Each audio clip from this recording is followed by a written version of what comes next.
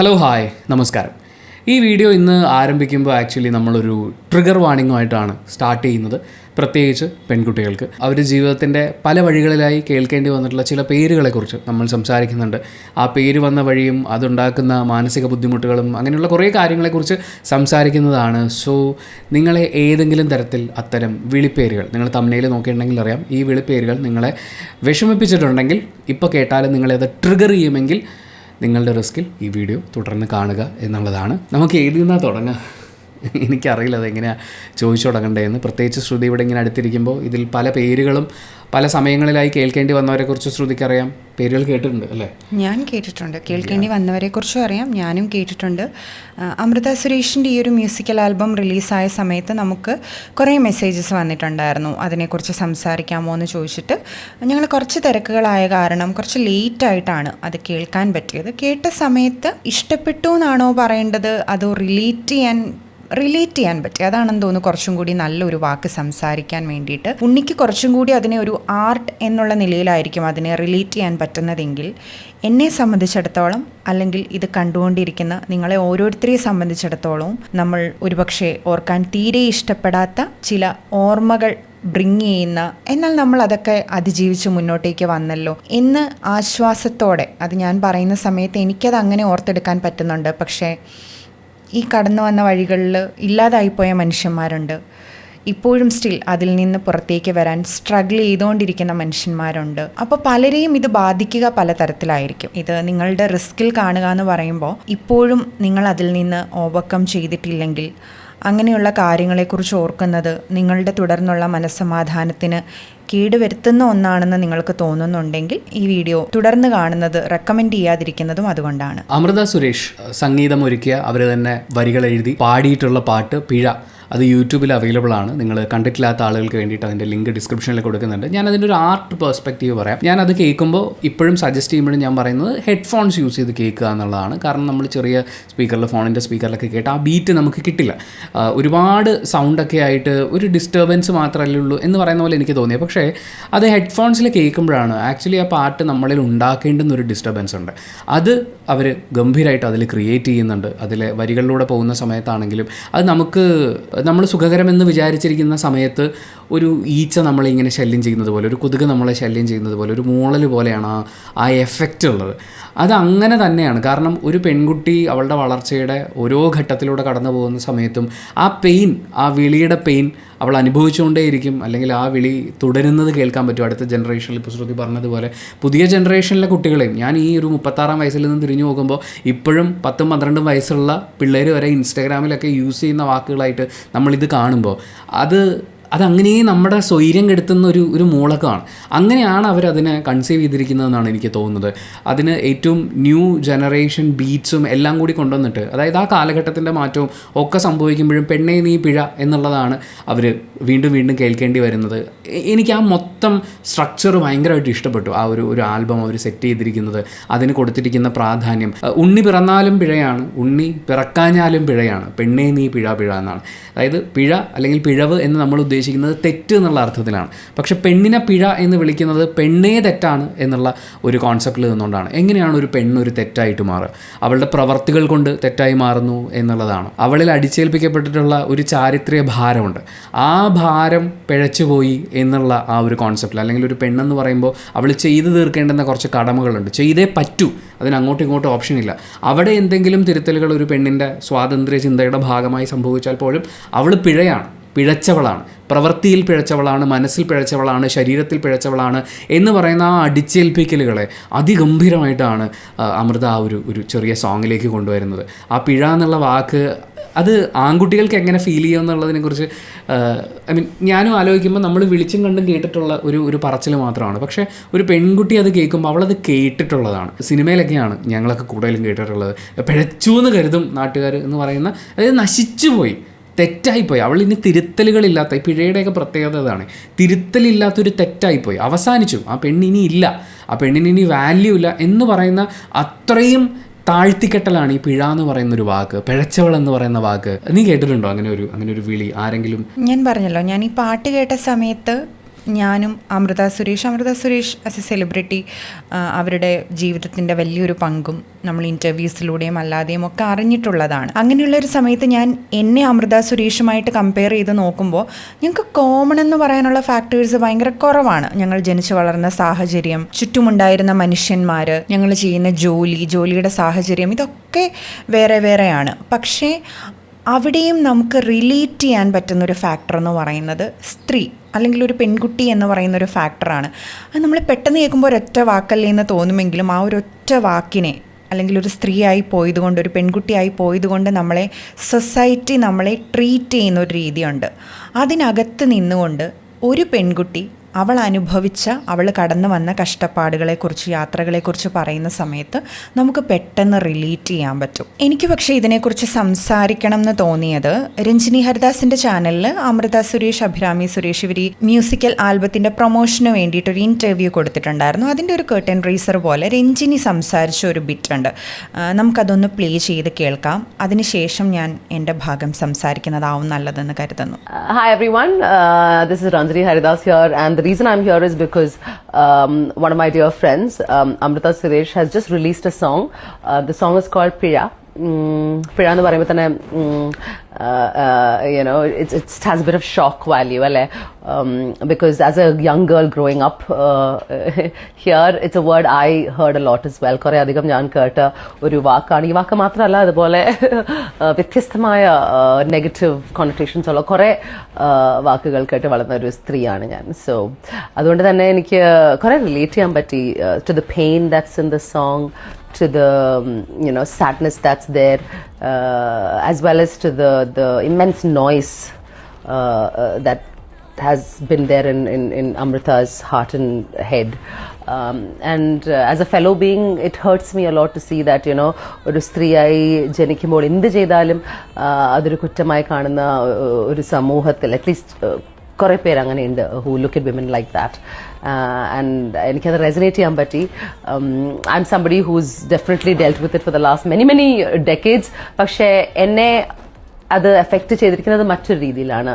It has not affected me the way it has affected many other women, I'm sure, and to see someone pen those words down and put it out there for all of us to consume matters, because I think it gives us the opportunity to see her pain, to understand her pain, and to try to make a change in what's going on in the society. Anyway, Amrita, lots of love to you. I'm so sorry that you had to go through that pain, my love, but we see you, we hear you, and we hope that we can try and bring about a small change, and the only way change happens is through actions and reactions and communication, and I think your music is a form of that very communication. All the best to you. ഉണ്ണി എന്നോട് ചോദിച്ചത് ഞാൻ ഇത്തരത്തിലുള്ള വിളിപ്പേരുകൾ ഏത് സമയം തൊട്ടാണ് അല്ലെങ്കിൽ ആദ്യമായിട്ട് എപ്പോഴാണ് കേട്ടതെന്നാണ്. എനിക്ക് സത്യം പറഞ്ഞ ഓർമ്മയില്ല എന്നുള്ളതാണ് അതിൻ്റെ ഒരു. കേട്ടിട്ടുണ്ട് കുറേ, പക്ഷേ ഞാൻ ഇന്ന് തൊട്ടാണ് കേട്ടിട്ടുള്ളതെന്ന് ചോദിച്ചാൽ എനിക്കറിയില്ല. എനിക്കൊന്ന് സ്റ്റാർട്ടിങ് സ്റ്റേജ് ഒക്കെ വരുന്നത് നമ്മളൊരു ഗുഡ് ഗേൾ അല്ല, നല്ല കുട്ടിയല്ല, ഇവിടെ നിന്നാണിത് തുടങ്ങുന്നത്. രഞ്ജിനി ഹരിദാസ് ഈ വീഡിയോയിൽ പറഞ്ഞതുപോലെ നമ്മൾ വളരെ ചെറുപ്പത്തിലായിരിക്കും ഇത്തരത്തിലുള്ള കാര്യങ്ങൾ കേൾക്കുക. ആ സമയത്ത് നമ്മൾ നല്ല കുട്ടിയാണെന്നാണ് നമ്മൾ വിചാരിക്കുക. കാരണം അങ്ങനെയാണല്ലോ നമ്മളെ ട്രെയിൻ ചെയ്യപ്പെടുക. അപ്പോൾ നമ്മൾ നല്ല കുട്ടിയാണെന്ന് പറഞ്ഞിരിക്കുന്ന സമയത്ത്, നമ്മളും അതേപോലെ വിശ്വസിച്ചിരിക്കുന്ന സമയത്ത് ഒരാളോ ഒരു കൂട്ടം ആൾക്കാരോ പെട്ടെന്ന് വന്നിട്ട് നീ അത്ര നല്ല കുട്ടിയല്ല, അല്ലെങ്കിൽ അവൾ അത്ര നല്ല കുട്ടിയല്ല എന്ന് പറഞ്ഞു. അപ്പോൾ നമ്മുടെ അടുത്ത് ചിലപ്പോൾ വേറെ ആൾക്കാരായിരിക്കും എന്ന് പറയാം, നീ നല്ല കുട്ടിയല്ല, നിന്നെ ആൾക്കാർ പറഞ്ഞല്ലോ എന്ന് പറയുന്ന സമയത്ത് ഇത് കേൾക്കുന്ന ഒരു കൊച്ചുകുട്ടിയെ സംബന്ധിച്ചിടത്തോളം, ഞാനൊക്കെ സ്കൂളിൽ പഠിക്കുന്ന സമയം തൊട്ടാണ് ഇത് കേട്ട് തുടങ്ങുന്നത്. ആ ഒരു പ്രായത്തിലൊക്കെ നമുക്കത് എങ്ങനെ ഇത് എടുക്കേണ്ടതെന്ന് പോലും അറിയില്ല. സങ്കടമാണ്, വിഷമമാണ്, ഒരുപാട് നമ്മൾ കരഞ്ഞിട്ടുണ്ട്. നമ്മൾ എന്തിനാ ഇങ്ങനെ ഇവർ പറയുന്നതെന്ന് അറിയില്ലല്ലോ. ഞാൻ ഇവരുടെ ഈ ഇൻ്റർവ്യൂ ത്രൂ ഔട്ട് ഇരുന്ന് കണ്ട സമയത്തും ഇതിൽ ഓരോരുത്തർക്കും ഓരോ കാരണങ്ങളാണ് പറയാനുള്ളത്. രഞ്ജിനി പറഞ്ഞത് ഞാൻ എൻ്റെ ഇഷ്ടത്തിനനുസരിച്ച് ജീവിച്ചത് കൊണ്ടാണ് ഞാൻ ഈ വക പേരുകളൊക്കെ കേട്ടിട്ടുള്ളതെന്നാണ്. അമൃത പറയുന്നത് അമൃതയുടെ ലൈഫിൽ ഒരു വിവാഹ ബന്ധത്തിൽ നിന്നും അത് വേണ്ട എന്ന് തീരുമാനിച്ച് സ്വന്തം കുഞ്ഞുമായി പുറത്തേക്ക് ഇറങ്ങുന്ന സമയത്താണ് അമൃത ഇത് ഏറ്റവും കൂടുതൽ കേട്ടിട്ടുള്ളത്. അഭിരാമിയെ സംബന്ധിച്ചിടത്തോളം അഭിരാമിയുടെ ചേച്ചി അമൃത ജീവിതത്തിൽ സ്വന്തമായി തീരുമാനങ്ങൾ എടുത്തതിന് കാരണം അഭിരാമിയാണ് എന്ന് പറഞ്ഞിട്ടാണ് അഭിരാമിക്ക് ഇത് കേൾക്കേണ്ടി വന്നത്. അപ്പോൾ ഇതിനങ്ങനെ പ്രത്യേകിച്ച് നമ്മൾ എന്തെങ്കിലും ഒന്ന് ചെയ്താൽ മാത്രമേ നമുക്ക് സൊസൈറ്റിയിൽ നിന്നും ഇങ്ങനെ ഒരു പേര് കിട്ടൂ എന്നൊന്നും നിർബന്ധമില്ല. വളരെ ഈസി ആയിട്ട് തന്നെ നമുക്ക് ഈ പേര് കിട്ടും. ഈ പേര് കിട്ടുന്ന കാര്യം പറയുമ്പോൾ നമ്മൾ വിചാരിക്കും, ഓ ഇത് ആൺകുട്ടികളാണ് നമ്മളെ പറയുക, അല്ലെങ്കിൽ പുരുഷന്മാരിൽ നിന്നാണ് നമ്മളിത് ഏറ്റവും കൂടുതൽ കേൾക്കേണ്ടി വരിക എന്നൊക്കെ വിചാരിക്കും. എൻ്റെയൊക്കെ അനുഭവത്തിൽ എന്ന് പറഞ്ഞാൽ വെറുതെയാണ്. തത്തുല്യ പ്രാധാന്യത്തിൽ നമുക്ക് പുരുഷന്മാരിൽ നിന്നും സ്ത്രീകളിൽ നിന്നും ഒക്കെ ഇത് നേരിടേണ്ടി വന്നിട്ടുണ്ട്. ഒരു പക്ഷേ ഞാൻ ഇത് ഓപ്പണായിട്ട് ഏറ്റവും അധികം നമ്മളുടെ മുഖത്ത് നോക്കി ഇത് സംസാരിച്ചിട്ടുള്ളത്, നമ്മൾക്ക് നേരെ ഒരു ആയുധമായിട്ട് ഇത് പ്രയോഗിച്ചിട്ടുള്ളത് എൻ്റെയൊക്കെ ഒരു അനുഭവത്തിൽ സ്ത്രീകളാണ്. കാരണം കുറച്ച് സ്ത്രീകൾ ഞങ്ങൾ വളരെ നല്ല ആൾക്കാരാണ്, ഞങ്ങളാണ് ഏറ്റവും നല്ല സ്ത്രീകൾ എന്ന് തെളിയിക്കാൻ വേണ്ടിയിട്ട് നമ്മളെ മോശക്കാരാക്കി കാണിക്കാറുണ്ട്. കാരണം അവർക്ക് അവർ നല്ലതാണെന്ന് പ്രൂവ് ചെയ്യാൻ ഇപ്പുറത്തിരിക്കുന്ന ഒരാളെ മോശമാക്കിയാൽ മാത്രമേ സാധിക്കുമായിരുന്നുള്ളൂ. അവരെ സംബന്ധിച്ചിടത്തോളം ഞങ്ങൾക്ക് ഇന്ന കാര്യങ്ങൾ കൊണ്ട് ഞാൻ നല്ലൊരു സ്ത്രീയാണ് എന്ന് പറയാൻ സ്വന്തമായിട്ടൊന്നും കയ്യിലില്ലാത്തത് കൊണ്ട് അപ്പുറത്തിരിക്കുന്ന ആൾ മോശം സ്ത്രീയാട്ടോ, അപ്പോൾ അവളുടെ അടുത്ത് വലിയ കാര്യത്തിനൊന്നും പോകണ്ട, ഞങ്ങൾ നല്ലതാ, അപ്പോൾ ഞങ്ങളുടെ അടുത്തേക്ക് വരൂ എന്ന തരത്തിലുള്ളൊരു ഇൻവിറ്റേഷൻ നമ്മളിപ്പോൾ പറയില്ലേ, പിക് മീ ഗേൾ എന്നൊക്കെ പറയുന്ന തരത്തിൽ. അതൊരു പിക് മീ ഗേൾ മാത്രമല്ല, സ്റ്റാർട്ടിങ് ഫ്രം ഗേൾ അതങ്ങനെ പോകും. ഒരു വുമൻഹുഡിലും ഇത് ഇതേപോലെ തന്നെ എക്സിസ്റ്റ് ചെയ്യുന്ന കാര്യമാണ്. പിക് മീ അമ്മൂമ്മ വരെ പോകുന്നത്. ഏത് പ്രായം, ഞാൻ എല്ലാ റേഞ്ചിലുള്ള ആൾക്കാരുടെ അടുത്ത് നിന്നും ഞാനിത് അനുഭവിച്ചിട്ടുള്ളത് കൊണ്ട് എനിക്കിതിനകത്ത് അങ്ങനെ ഒരു ജെൻഡർ ഭേദമോ ഒരു പ്രായഭേദമോ ഒന്നും അങ്ങനെ എനിക്കിതിനെ തരംതിരിച്ച് കാണാൻ ഇതുവരെ സാധിച്ചിട്ടില്ല. അതായത് ഇപ്പം ഞാനും നീയും തമ്മിലൊരു പ്രശ്നമുണ്ടായി. അപ്പം ശ്രുതി പറഞ്ഞൊരു കാര്യത്തിനോട് എനിക്ക് ഭയങ്കര വിയോജിപ്പുണ്ട്. അപ്പം ഞാൻ വന്ന് ശ്രുതിയുടെ അടുത്ത് ഇന്ന കാര്യം നീ പറഞ്ഞതിലാണ് എനിക്ക് കുഴപ്പം എന്ന് പറയുന്നതിനേക്കാൾ എനിക്ക് തോപ്പിക്കാൻ, അതായത് ആശയം കൊണ്ടാണെങ്കിലും ശ്രുതിയുടെ ജീവിതത്തിൽ വരാൻ പോകുന്ന പോസിറ്റീവ് ഘടകങ്ങളെയൊക്കെ മാറ്റി വെക്കാനാണെങ്കിലും എനിക്ക് വളരെ ഈസിയാണ്. അപ്പോൾ ആളൊരു പിഴയാണ് എന്ന് പറഞ്ഞു കഴിഞ്ഞാൽ ഇത് കേൾക്കുന്ന ആളിത് വെരിഫൈ ചെയ്യാൻ പോലും നിൽക്കില്ല. അതായത് ശ്രുതിയുടെ അടുത്ത് നിന്ന് അതെ അവൻ നിന്നെക്കുറിച്ച് ഇങ്ങനെയൊക്കെ പറയുന്നുണ്ട് കേട്ടോ, അതിൻ്റെ പിന്നിൽ എന്തെങ്കിലും കാര്യമുണ്ടോ കാരണമുണ്ടോ ഇങ്ങനെയുള്ള ചോദ്യങ്ങളൊന്നുമില്ല. അത് വെച്ചിട്ട് ഈ ആളെ കാൽക്കുലേറ്റ് ചെയ്ത് വെക്കും. അതിനനുസരിച്ചായിരിക്കും പിന്നീട് ശ്രുതിക്ക് കിട്ടുന്ന പെരുമാറ്റം. ഒരു കല്യാണം മുടക്കുന്ന ആൾക്കാരെയൊക്കെ നോക്കിയാൽ മതി, ചുമ്മാ ഇങ്ങനെ അത് പിന്നെ നമ്മളിപ്പോൾ എന്ത് പറയാനാ, ഇത്രയും മതി ഇവിടം വെച്ച് കാര്യം നമ്മൾ ആ വ്യക്തിയെ വേറെ ഒന്നും വെച്ച് കാൽക്കുലേറ്റ് ചെയ്യാതെ വേറെ ഒന്നും വെച്ച് അവരോട് സംസാരിച്ച് തിരുത്തി ഇതൊന്നുമില്ല, നേരെ പോയി ആ പേരങ്ങ് അടിച്ചേൽപ്പിച്ചു കൊടുത്തു. അതുപോലെ ഇതിൻ്റെ ഒരു വളരെ മോശമായിട്ടുള്ളൊരു വകഭേദം വെടി എന്നുള്ള വാക്ക്, ഇതും നമ്മൾ ഒരുപാട് സ്ഥലത്ത് ഉപയോഗിച്ച് കാണുന്നതാണ്. പ്രത്യേകിച്ച് ഒരു പ്രണയത്തിൽ നിന്ന് ബ്രേക്കപ്പ് ആകും. ഇത് ഞാൻ ഒരു മോശം പ്രയോഗമാണ് എന്ന് കരുതി തുടങ്ങുന്ന, നമ്മൾ ഈ പറയുന്ന സമൂഹത്തിൽ തന്നെയാണ് ജീവിച്ച് വളർന്നിട്ടുള്ളത്. എന്നെയും ഇതേ സൊസൈറ്റിയാണ് പലതും പഠിപ്പിച്ചിട്ടുള്ളത്. പക്ഷേ ഈ വാക്കുകളൊക്കെ ഉപയോഗിക്കുമ്പോൾ ഇതിലെന്തൊക്കെയോ ഉണ്ടെന്ന് നമ്മൾ വിചാരിക്കുന്ന ഒരു പ്രായമുണ്ടല്ലോ, അത് മാറിയിട്ട് ഞാൻ ഇങ്ങനെ ഒരു പെൺകുട്ടിയെക്കുറിച്ച് ഒരാൾ പറയുമ്പോൾ എടാ എന്താ കാര്യം, എന്താ സംഭവം എന്ന് ചോദിച്ചപ്പോൾ അവൻ പ്രപ്പോസ് ചെയ്തു, ഇവള് പറ്റൂല എന്ന് പറഞ്ഞു, വേറൊരുത്തനെ പ്രേമിച്ചു, അപ്പോൾ അവൾ വെടിയാണ്. അതെന്താ അങ്ങനെ? അവനതങ്ങനെയാണ്. അപ്പോൾ അവനതൊരു 10 പേരോട് പറയും. ആ 10 പേരിൽ 5 പേര് വിശ്വസിക്കും, 5 പേര് 25 പേരോട് പറയും. അങ്ങനെ നാട് മുഴുവൻ ഈ പെൺകുട്ടിയെക്കുറിച്ച് ഇങ്ങനൊരു ഇമേജ് ഉണ്ടാവും. ഇതിനൊരു കാരണമൊന്നുമില്ല. ഞങ്ങളുടെ സ്കൂളിൽ വളരെ ആക്റ്റീവായിട്ടുള്ളൊരു പെൺകുട്ടി ഉണ്ടായിരുന്നു. ആക്റ്റീവ് എന്ന് പറഞ്ഞാൽ ഏതെങ്കിലും ഒരുത്തൻ ചെന്നിട്ട് നീ ആരാടി എന്ന് ചോദിച്ചാൽ അവളെ ഭീഷണിപ്പെടുത്താൻ പോയാൽ, ആണെന്ന് പറയുന്ന ഹുങ്കം കൊണ്ട് ചെന്ന് കഴിഞ്ഞാൽ നീ കാണിക്കും ഞാൻ നോക്കട്ടെ എന്ന് പറഞ്ഞ് നിൽക്കുന്ന അമ്മാതിരി ഗട്ട്സുള്ള ഒരു പെൺകുട്ടി.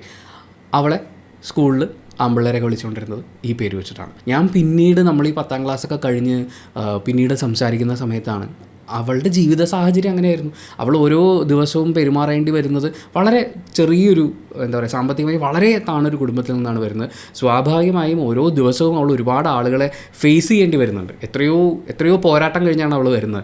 ആ സമയത്താണ് ഈ 14 വയസ്സുള്ളവന്മാർ ഞാനാണ് പുരുഷൻ എന്നൊക്കെ പറഞ്ഞ് ചെല്ലുന്നത്. ഒന്ന് പോടാന്ന് പറയാൻ അവൾക്ക് ഒരു ട്രെയിനിങ്ങിൻ്റെ ആവശ്യമില്ല. അങ്ങനെ സംസാരിക്കുന്ന ഒരു പെൺകുട്ടിയെക്കുറിച്ചാണ് ഇവിടെ കഥയുണ്ടാക്കിയത്. കാരണം എന്താണെന്ന് വെച്ചാൽ നമ്മൾ ബാക്കി പെൺപിള്ളേരുടെ അടുത്ത് ചെന്നിട്ട് അവിടെ ഇടി എന്താടി എന്നൊക്കെ ചോദിച്ചു കഴിഞ്ഞാൽ അവരൊന്ന് പേടിക്കും, ഒന്ന് മാറി നിൽക്കും. പക്ഷെ അതിന് വഴങ്ങാത്തത് അവൾ ഇന്ന കാറ്റഗറിയിൽ പെടുന്നവളായതുകൊണ്ടാണ് എന്ന് പറഞ്ഞ് തരം താഴ്ത്താൻ എളുപ്പമാണ്. ഫേസ്ബുക്ക് മെസ്സഞ്ചറിൽ ഒരു 10 പ്രാവശ്യം മെസ്സേജ് അയച്ചിട്ട് റിപ്ലൈ കിട്ടിയിട്ടില്ലെങ്കിൽ അവൾ പോക്ക് കേസാണ്. കാരണം അവൾ ഭയങ്കര ജാടയാണ്, അവൾക്ക് വേറൊരുത്തനുമായിട്ട് അവൾ ഈ നാട്ടിലുള്ള ആൾക്കാരൊന്നുമില്ല, അവൾ പുറത്തൊക്കെയാണ് ഡീൽ ചെയ്യുന്നത് എന്നൊക്കെ പറഞ്ഞുകൊണ്ട് കഥകൾ ഉണ്ടാക്കി അവളെ തോൽപ്പിക്കുക എന്ന് പറയുന്ന കാര്യം. എനിക്കിത് കിട്ടണം, എനിക്ക് ഇന്ന ആളിൽ നിന്ന് ഞാൻ ഉദ്ദേശിക്കുന്ന റെസ്പോൺസ് കിട്ടണം. കിട്ടിയില്ലെങ്കിൽ എനിക്ക് ഇഷ്ടമുള്ളത് പറയാം, അല്ലെങ്കിൽ ഇഷ്ടമുള്ളത് പറഞ്ഞ് അവളെ ദുഷിച്ച് നമുക്ക് മുന്നോട്ട് പോകാമെന്ന് പറഞ്ഞിട്ടാണ് ഇങ്ങനെയുള്ള കുറേ വാക്കുകളൊക്കെ പ്രാബല്യത്തിൽ വരുന്നത്. ആൻഡ് എന്തിനാ വാക്ക് ഉപയോഗിക്കുന്നു എന്ന് ചോദിച്ചാൽ പോലും പലർക്കും കാര്യകാരണങ്ങളൊന്നുമില്ല. ആ വാക്ക് കേൾക്കുമ്പോൾ ആ പെൺകുട്ടി കടന്നു പോകുന്ന മാനസികാവസ്ഥ എന്താണ് എന്നുള്ളതിനെക്കുറിച്ച് ഒരിക്കൽ പോലും ചിന്തിക്കില്ല. അങ്ങനൊരു വേർഡ് അതായത് ഞാനെന്ന് പറയുന്ന വ്യക്തി, നമുക്ക് ജെൻഡർ വിടാം, ആണായിട്ട് ഞാനിങ്ങനെ നിൽക്കുകയാണ്. എൻ്റെ വ്യക്തിത്വത്തിനോ എൻ്റെ കഴിവുകൾക്കോ ഒന്നും ഇമ്പോർട്ടൻസ് കൊടുക്കാതെ, അതിനെക്കുറിച്ച് ചോദിക്കാതെ, ഞാൻ ജീവിതത്തിൽ ചെയ്തിട്ടുള്ള പോസിറ്റീവ് ഘടകങ്ങൾ എന്തെങ്കിലും ഉണ്ടോ എന്ന് ചിന്തിക്കുക പോലും ചെയ്യാതെ, ഞാനെന്ന് പറയുന്ന വ്യക്തി സമ്പൂർണ്ണമായും തെറ്റാണെന്നും ഈ സമൂഹത്തിന് ഒരിക്കലും ഉൾക്കൊള്ളാൻ പറ്റാത്ത അത്രയും റോങ് ആയിട്ടുള്ള ഒരാളാണ് എന്ന് പറയുന്നത് ഒരൊറ്റ വാചകത്തിൽ ഉൾപ്പെടുത്തി നമ്മൾ കേൾക്കുന്ന സമയത്ത് നമുക്കത് ഉണ്ടാക്കുന്ന ഒരു ആഘാതമുണ്ട്. ആ ആഘാതത്തിനെക്കുറിച്ച് കുറച്ച് ചിന്തിക്കുകയാണെങ്കിൽ ഒരു പെൺകുട്ടി അനുഭവിക്കുന്നത് നമുക്ക് മനസ്സിലാക്കാൻ പറ്റും. കാരണം ഇത്രയധികം പ്രിവിലേജസ് ഉള്ള ഒരാണെന്നുള്ള നിലയ്ക്ക് ഒരുപാട് കാര്യങ്ങൾ ചെയ്യാൻ സ്വാതന്ത്ര്യമുള്ള, നമ്മളെ ഇഷ്ടമല്ലെങ്കിൽ നമുക്ക് സമൂഹത്തിൽ നിന്ന് ഓടി രക്ഷപ്പെടാൻ കുറച്ചും കൂടി എളുപ്പമാണ് പെൺകുട്ടികളെ കമ്പയർ ചെയ്യുമ്പോൾ. എന്നിട്ട് പോലും നമ്മളെ ക്യാൻസൽ ചെയ്ത് കളയുമ്പോൾ നമുക്കുണ്ടാകുന്നൊരു വിഷമമുണ്ട്. അപ്പോൾ ഇത്രയും റെസ്ട്രിക്ഷൻസിനോട് പോരാടി ഓരോ ദിവസവും മുന്നോട്ട് വരാൻ ശ്രമിച്ചുകൊണ്ടിരിക്കുന്ന ഒരു പെൺകുട്ടി അങ്ങനെ ഒരു വാക്ക് കേൾക്കുമ്പോൾ അവൾ അനുഭവിക്കുന്ന ബുദ്ധിമുട്ടുണ്ട്. നമ്മൾ കുറച്ച് നാളുകൾക്ക് മുമ്പാണ് ശ്രീലക്ഷ്മി അറക്കൽ അവരുടെ അഭിപ്രായം തുറന്ന് പറഞ്ഞതിന് അവരെ വെടി എന്ന് വിളിച്ചു എന്ന് പറഞ്ഞാൽ അവരിരുന്ന് കരയുന്നത്. ആ കരച്ചിലിനെ നീ അത് പറയുമ്പോൾ ഓർക്കണമായിരുന്നു എന്ന് പറഞ്ഞാണ് ഇവർ ആക്ഷേപിക്കാൻ ശ്രമിക്കുന്നത്. ശ്രീലക്ഷ്മി അറക്കൽ ഒരു അഭിപ്രായം പറഞ്ഞു. ആ അഭിപ്രായത്തിനോട് നിങ്ങൾക്ക് വിയോജിപ്പുകൾ ഉണ്ടാവാം, അല്ലെങ്കിൽ അവർ ഒരേ വിഷയത്തിൽ രണ്ട് വ്യക്തികൾക്ക് വേണ്ടി അഭിപ്രായങ്ങൾ മാറ്റി പറയുന്നു. ഇതെല്ലാം നമുക്ക് ചൂണ്ടിക്കാണിക്കാം. ഇതൊക്കെ ചൂണ്ടിക്കാണിച്ച് നിങ്ങൾ ഒരു നിലപാടില്ലാത്ത ആളാണ് എന്നൊക്കെ പറയാം. പക്ഷേ ഈ പറഞ്ഞ ആൾക്കാരെല്ലാം പറഞ്ഞത് ആ പെൺകുട്ടി ഈ സമൂഹത്തിൽ ക്യാൻസൽ ചെയ്യപ്പെടേണ്ട ഒരാളാണ്, അല്ലെങ്കിൽ ഈ സമൂഹത്തിന് ഒരിക്കലും ഉൾക്കൊള്ളാൻ പറ്റാത്തെന്ന് വെച്ചാൽ സമൂഹത്തിൻ്റെ കാഴ്ചപ്പാടനുസരിച്ച് ഈ സമൂഹത്തിന് ഒരിക്കലും ഉൾക്കൊള്ളാൻ പറ്റാത്തൊരു വ്യക്തിയാണെന്ന് പറഞ്ഞ് അവരെ അടിച്ചില്ലാതാക്കുകയാണ്. ഇതാണ് പണ്ട് മുതലേ നമ്മുടെ സമൂഹം ചെയ്തുകൊണ്ടിരുന്നത്. ഒരു പെൺകുട്ടിയെ നമ്മുടെ സിസ്റ്റത്തിനനുസരിച്ച് വളർത്താൻ പറ്റിയിട്ടില്ലെങ്കിൽ പിന്നെ അവൾ കൊള്ളൂല എന്ന് പറഞ്ഞ് സമൂഹം മുഴുവൻ അവൾക്ക് ഒരു ഭ്രഷ്ട് കൽപ്പിക്കുന്ന അവസ്ഥയിലാക്കി അവളെ പ്രഷർ ചെയ്യുക. ഒരു സ്ത്രീ എതിർത്തൊരു വാക്ക് പറഞ്ഞാൽ അവൾ യക്ഷിയാണ്, അവൾ തളയ്ക്കപ്പെടേണ്ടവളാണ്, അവൾ ഈ സമൂഹത്തിൽ നിന്ന് ഉച്ചാടനം ആവാഹനമൊക്കെ ചെയ്ത് നമ്മൾ പുഴയിൽ ഒഴുക്കുകയോ മരത്തിൽ തളയ്ക്കുകയോ ഒക്കെ ചെയ്യേണ്ട ഒരാളാണ് എന്ന് പറയുന്നൊരു കോൺസെപ്റ്റിലാണ് നിൽക്കുന്നത്. അതുകൊണ്ടാണ് അതും പറ്റാണ്ട് വരുമ്പോൾ ചിന്താശേഷിയുള്ള സ്ട്രോങ് ആയി പ്രതികരിക്കുന്ന പെൺകുട്ടിയായാലും ആൺകുട്ടിയായാലും ഒരാളെ അങ്ങ് തളയ്ക്കുക എന്ന് പറയുന്ന അത്ര ഈസി ആയിട്ടുള്ള കാര്യമല്ല. അപ്പോൾ തളയ്ക്കാൻ പറ്റില്ലെങ്കിൽ ഓടിച്ചു വിടുക, ഒഴിവാക്കി വിടുക. ഇതിനു വേണ്ടിയാണ് ഈ വാക്കുകൾ ഇവിടെ ഉപയോഗിച്ചുകൊണ്ടിരിക്കുന്നത്. അത് ഓരോ മനുഷ്യരുടെയും ജീവിതത്തിലുണ്ടാക്കുന്ന ആഘാതം വളരെ വലുതാണ്. പിന്നീട് അങ്ങോട്ട് ഇപ്പോൾ ഇവരുടെയൊക്കെ അവസ്ഥ ആലോചിച്ചു. ഇപ്പോൾ രഞ്ജിനി ഹരിദാസിനെ പോലെ സ്ട്രോങ് ആയി നിന്നുകൊണ്ട് തനിക്കെതിരെ വന്ന എല്ലാ ആരോപണങ്ങളെയും നേരിടുക എന്ന് പറയുന്നത് നമ്മുടെ കേരളത്തിൽ വളർത്തപ്പെടുന്നൊരു സാധാരണ പെൺകുട്ടിക്ക് പലപ്പോഴും അസാധ്യമായിട്ടുള്ള ഒന്നാണ്. ആ സാഹചര്യത്തിൽ ആ പെൺകുട്ടി എങ്ങനെയായിരിക്കും ഈ ലോകത്തെ കാണുക, തന്നെ നോക്കി കാണാം. ഈവൻ അവളെ ഒരാൾ മോശമായിട്ട് കയറി പിടിച്ചാൽ പോലും പ്രതികരിക്കുന്നതിന് മുമ്പ് അവൾ ആലോചിക്കും. കാര്യം പ്രതികരിച്ച് കഴിഞ്ഞാൽ എനിക്കിപ്പോൾ കിട്ടിയിട്ടുള്ള പേര് ഡബിളാവേ. ഞാൻ എൻ്റെ ജീവിതത്തിൽ പല സമയങ്ങളിൽ പല സ്ഥലത്ത് നിന്നും ഇതിങ്ങനെ ഒളിഞ്ഞും മറഞ്ഞും ഒക്കെ കേൾക്കുന്നുണ്ടെങ്കിലും ഇതിൻ്റെ ഒരു ഭീകരത ഞാൻ അറിയുന്നത് ഞാൻ എൻ്റെ +2 സമയത്ത് പഠിക്കുമ്പോഴാണ്. ആ സമയത്ത് ഞാൻ മെഡിക്കൽ സർട്ടിഫിക്കറ്റ് കൊടുത്തതിന് ശേഷമാണ് എക്സാമൊക്കെ എനിക്ക് എഴുതാൻ പറ്റിയിരുന്നത്. മറ്റൊന്നും കണ്ടല്ല, എൻ്റെ ഏറ്റവും അടുത്ത ഒരു സുഹൃത്ത് അവൾക്ക് ക്യാൻസർ ഡിറ്റക്ട് ചെയ്യുകയും അവൾ ഇനി അധികം നാൾ ഞങ്ങളോടൊപ്പം ഇല്ല എന്ന് ഡോക്ടേഴ്സ് പറയുകയും ചെയ്ത സമയത്ത് ആ സമയം എനിക്ക് അവളോടൊപ്പം സ്പെൻഡ് ചെയ്യണം എന്നുണ്ടായിരുന്നു. അപ്പോൾ ഏകദേശം ഒരു കുറച്ച് മാസങ്ങൾ ഞാൻ അവളോടൊപ്പം തന്നെ ആയിരുന്നു. അപ്പോൾ എനിക്ക് ക്ലാസ്സിൽ പോകാനോ റെഗുലറായിട്ട് ക്ലാസ്സസ് ഒന്നും അറ്റൻഡ് ചെയ്യാനോ ഒന്നും പറ്റുന്നുണ്ടായിരുന്നില്ല. അതങ്ങനെ പോയി.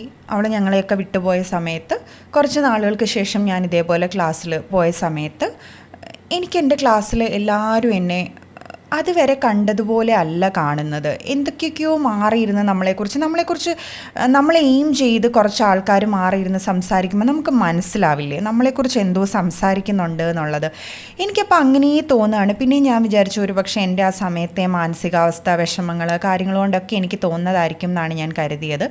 പക്ഷേ ഇതിങ്ങനെ ഓരോ പീരീഡ് കഴിയും തോറും അതുവരെ നമ്മളോട് സംസാരിച്ചുകൊണ്ടിരുന്ന ആൾക്കാരൊക്കെ നമ്മൾ അങ്ങോട്ടേക്ക് സംസാരിക്കാൻ തുടങ്ങുമ്പോഴും അവർക്കൊരു മടി, എന്തോ നമ്മുടെ അടുത്ത് സംസാരിക്കാൻ അവരത്ര താല്പര്യം കാണിക്കുന്നില്ല. അപ്പോൾ ഇത് നമ്മളൊരു +2 സമയത്തൊക്കെ പഠിക്കുമ്പോൾ നമ്മളിത് ഭയങ്കരമായിട്ട് ബാധിക്കും. എന്താ നമ്മുടെ അടുത്ത് ആരും സംസാരിക്കാത്ത, എന്തിനാ നമ്മളോട് ഇവരൊക്കെ അകൽച്ച കാണിക്കുന്നത്, അങ്ങനെയൊക്കെ തോന്നും. അപ്പോൾ എനിക്കിതിനൊരു ഉത്തരം കിട്ടാതെ നമ്മളിങ്ങനെ ഓരോ പീരീഡും ഇങ്ങനെ ഓരോ മണിക്കൂറും കഴിയുന്നതും നമുക്കിങ്ങനെ കുറേ സമയം എടുത്ത് കഴിയുന്ന പോലെ ഇങ്ങനെ തോന്നിക്കൊണ്ടിരിക്കുകയാണ്. അന്നേ ദിവസം ഉച്ച കഴിഞ്ഞ് ഞങ്ങൾക്കൊരു സെമിനാർ സംഘടിപ്പിച്ചിട്ടുണ്ടായിരുന്നു. അപ്പം +2 പല ബാച്ചസ് ഉണ്ടല്ലോ, അപ്പോൾ എല്ലാവരെയും കൂടി ഉൾപ്പെടുത്തി ഒരു സെമിനാറാണ്. അപ്പം ഞങ്ങൾ എല്ലാവരും ഇങ്ങനെ ഇരുന്ന സമയത്ത് എൻ്റെ അടുത്തേക്ക് അധികം ആൾക്കാരൊന്നും വന്നിരിക്കുന്നില്ല. കുറച്ച് കഴിഞ്ഞപ്പോൾ എൻ്റെ ക്ലാസ്സിൽ ഞാൻ അധികം കൂട്ടൊന്നും ഇല്ലാതിരുന്ന ഒരു 2-3 കുട്ടികൾ എൻ്റെ അടുത്തേക്ക് വന്നിരുന്നു. ആ സമയത്ത് അവരെന്നെ നോക്കി ചിരിക്കുന്നതൊക്കെ എനിക്ക് ഭയങ്കര ആശ്വാസമാണ്. കാരണം അത്രയും ആൾക്കാർ, ടീച്ചേഴ്സ് ഉൾപ്പെടെ നമ്മളെ ഇങ്ങനെ മാറിയിരുന്ന് എന്തോ ഒരു അർത്ഥം വെച്ച് നോക്കുന്ന പോലെ തോന്നുന്ന സമയത്ത് ഒരു 2-3 പേര്, അതും എൻ്റെ ബെസ്റ്റ് ഫ്രണ്ട്സ് എന്നൊന്നും എനിക്ക് പറയാൻ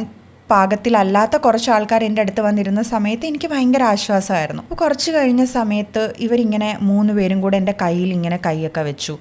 അപ്പോൾ എനിക്ക് മനസ്സിലായി ഇവരെന്തോ എൻ്റെ അടുത്ത് പറയാൻ വരികയാണ് എന്നുള്ളത് എനിക്ക് മനസ്സിലാവുന്നുണ്ട്. അപ്പോൾ ഞാനിങ്ങനെ 3 പേരെയും നോക്കി.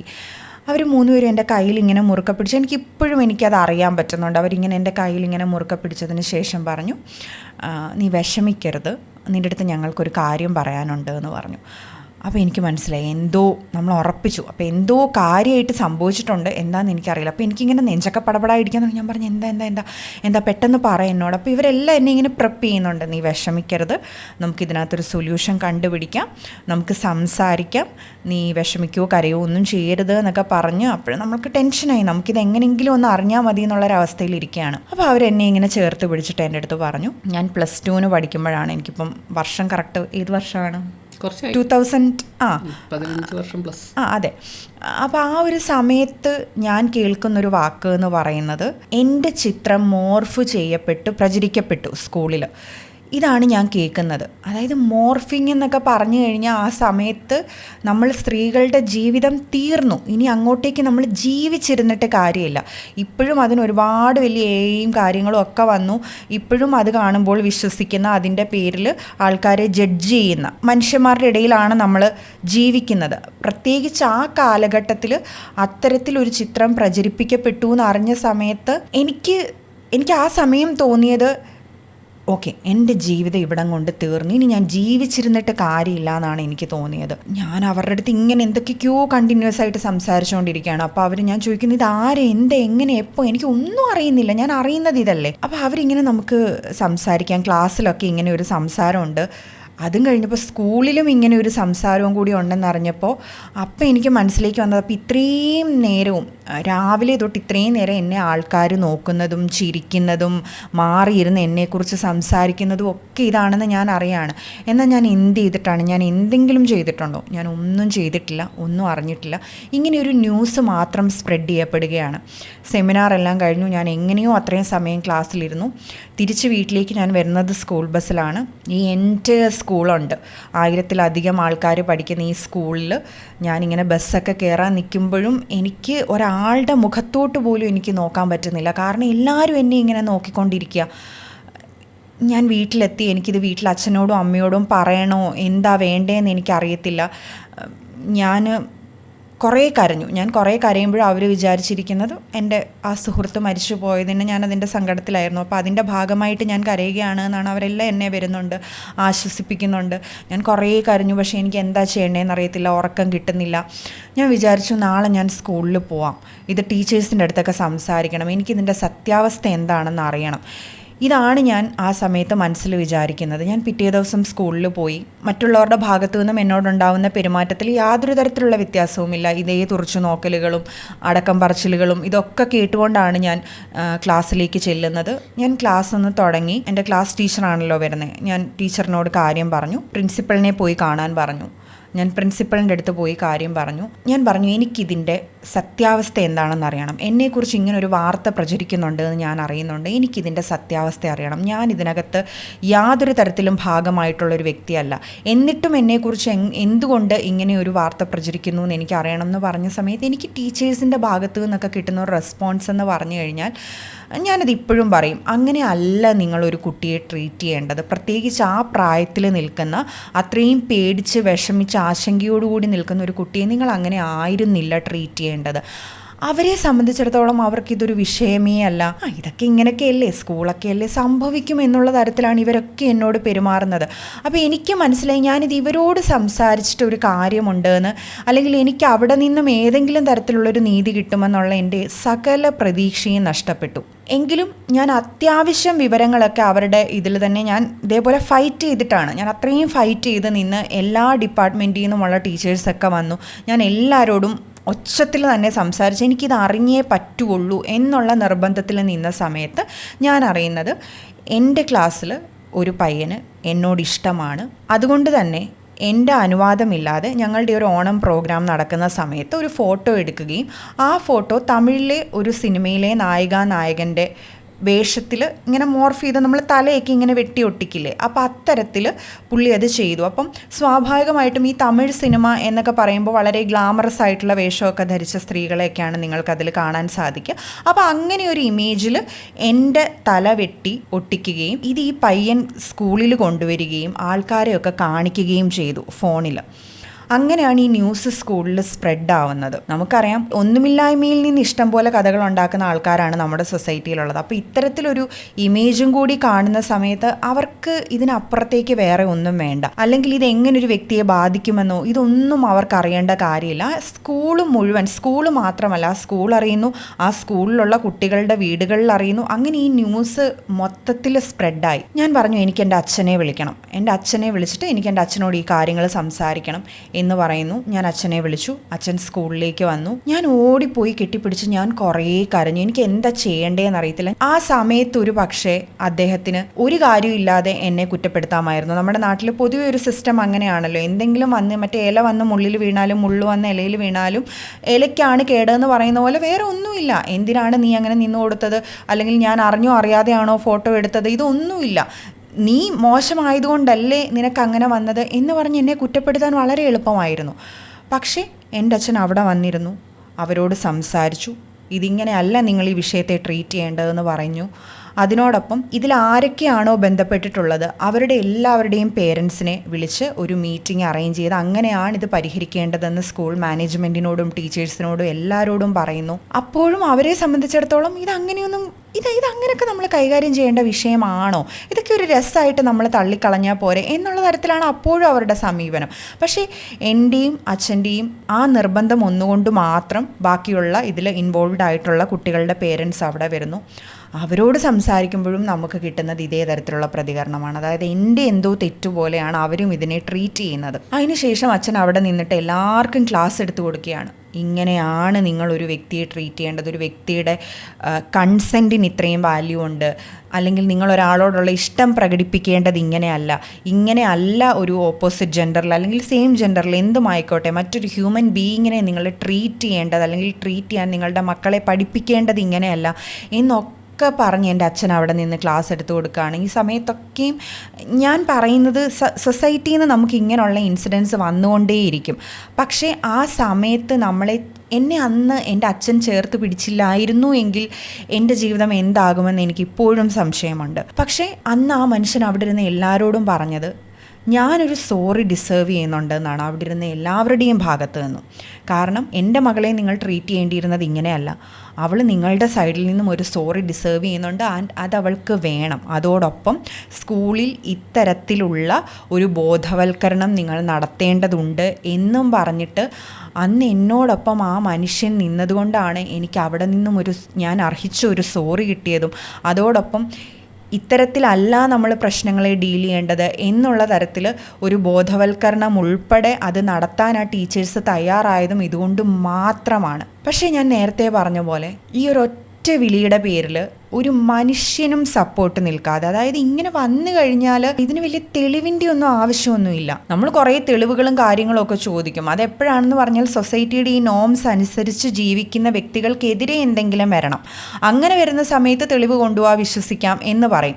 അല്ലാത്ത പക്ഷം നമ്മൾ സ്വന്തം ഇഷ്ടത്തിന് ജീവിക്കുന്ന വ്യക്തികളാണെങ്കിൽ സൊസൈറ്റി ഹരിച്ചും ഗുണിച്ചും വെച്ചിരിക്കുന്ന പട്ടികയുടെ പുറത്താണ് നമ്മൾ ജീവിക്കാൻ തയ്യാറാകുന്നതെങ്കിൽ നമ്മൾക്കെതിരെ ആർക്കും എന്തും പറയാം, നമ്മളെ എത്ര മോശം പേരിട്ടും വിളിക്കാം. ഈ പിഴ എന്നുള്ള വാക്കിനെക്കുറിച്ച് അമൃത ആ ഇൻ്റർവ്യൂവിൽ പറയുന്ന സമയത്ത് രഞ്ജിനി ഹരിദാസ് തുറന്നു പറയുന്നുണ്ട്, നിങ്ങൾ പിഴ എന്നല്ലേ കേട്ടിട്ടുള്ളത്, ഞാൻ വെടി എന്ന് കേട്ടിട്ടുണ്ട്, ഞാൻ പോക്ക് കേസ് എന്ന് കേട്ടിട്ടുണ്ട് എന്ന് പറയുന്നുണ്ട്. കാരണം ഇതൊക്കെ നമ്മൾ കേൾക്കുന്ന സമയത്ത് നമുക്ക് ഭയങ്കര പ്രശ്നമാണെന്നേ, നമുക്കറിയില്ലല്ലോ എന്തിനാ നമ്മളെ ഇത് വിളിക്കുന്നത്. അതും ഇപ്പോൾ ഇരുന്ന് ആലോചിക്കുന്ന സമയത്ത് ഞാനിത് കേട്ടിട്ടുള്ളത് എൻ്റെ ടീനേജുകളിലാണ്. ഒരുവിധം എല്ലാ പെൺകുട്ടികളും ഇത് കേട്ട് തുടങ്ങുന്നത് അവരുടെ ടീനേജുകളിലാണ്. ഒരു പയ്യൻ വന്ന് ഇഷ്ടമാണെന്ന് പറഞ്ഞിട്ട് ഇഷ്ടമല്ല എന്ന് പറഞ്ഞു കഴിഞ്ഞാൽ നിന്നെയൊക്കെ എനിക്കറിയാം, അല്ലെങ്കിൽ നീയൊക്കെ നമ്മുടെ അടുത്തല്ലേ ഉള്ളൂ. ഞാൻ കണ്ട ഏറ്റവും ഡിസ്റ്റർബ്ഡ് ആയിട്ടുള്ളൊരു സിനിമയാണ് വരത്തൻ എന്ന് പറയുന്നത്.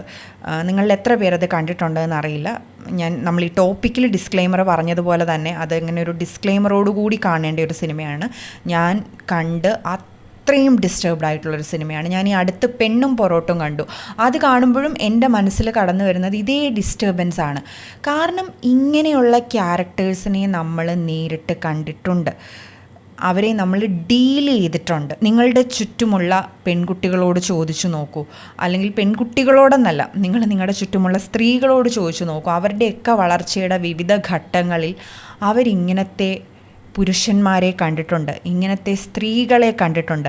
അവരുടെ അടുത്ത് നിന്നും ഇതൊക്കെ ഒക്കെ അനുഭവിച്ചിട്ടാണ് നമ്മളിപ്പോൾ എത്തി നിൽക്കുന്ന ഒരു സ്റ്റേറ്റിലെങ്കിലും നമുക്ക് എത്തി നിൽക്കാൻ പറ്റും. അതുകൊണ്ടാണ് നമ്മൾ പറയുന്നത് ഈ ജേണി എന്ന് പറയുന്നത് കുറേ നമ്മൾ ഫൈറ്റ് ചെയ്ത് മുന്നോട്ടേക്ക് വരുന്നൊരു ജേണിയാണ്. അതിൽ ഓരോ ദിവസവും ഇതേപോലെ എന്തെങ്കിലുമൊക്കെ നമ്മൾ കേൾക്കേണ്ടി വരും. ഞാൻ ഈ അടുത്ത് ഒരു മീറ്റപ്പിന് പോയ സമയത്ത് വളരെ ചെറിയ പെൺകുട്ടികളാണ്, എൻ്റെ പ്രായം വെച്ച് നോക്കുമ്പോൾ വളരെ ചെറിയ പെൺകുട്ടികളാണ്. അവർ വന്നിട്ട് പറഞ്ഞത് ചേച്ചി സംസാരിക്കുന്നതൊക്കെ റിലേറ്റ് ചെയ്യാൻ പറ്റുന്നുണ്ട് എന്ന് പറയുമ്പോൾ അത് സന്തോഷം തരുന്ന കാര്യമാണ്. അതായത് ഞാൻ സംസാരിക്കുന്നത് ഒരു പെൺകുട്ടി ആയതുകൊണ്ട് തന്നെ അവർക്ക് റിലേറ്റ് ചെയ്യാൻ പറ്റുന്നുണ്ട് എന്നറിയുന്നത് സന്തോഷമാണ്. പക്ഷേ ഞാൻ അപ്പം തന്നെ അവരോട് പറഞ്ഞത്, അപ്പം ഞാൻ അനുഭവിച്ചതൊക്കെ നിങ്ങൾ അനുഭവിക്കുന്നുണ്ടോ?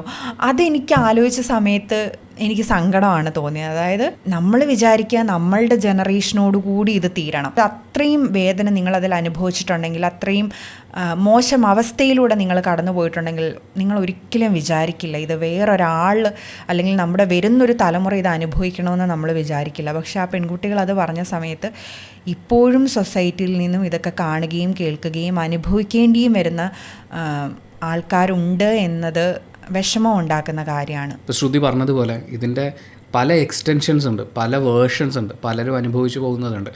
സപ്പോർട്ട് ചെയ്യാൻ ആരുമില്ലാതിരിക്കുന്ന, സപ്പോർട്ട് ചെയ്യുമെന്ന് വിചാരിക്കുന്ന ആളുകൾ വരെ കുറ്റപ്പെടുത്തുന്ന സാഹചര്യങ്ങളുണ്ടാകും. ഈ സാഹചര്യങ്ങളിലേക്ക് ഒരു പെൺകുട്ടിയെ തള്ളിവിടുന്നതിൽ സ്ത്രീ പുരുഷ ഭേദമന്യേ ആളുകളുണ്ട്. അവൾക്ക് സപ്പോർട്ടാവേണ്ട ആളുകൾ പോലും അവളെ ചവിട്ടി അരയ്ക്കുന്നത് പോലത്തെ കാഴ്ചകളുണ്ട്, അനുഭവങ്ങളുണ്ട്.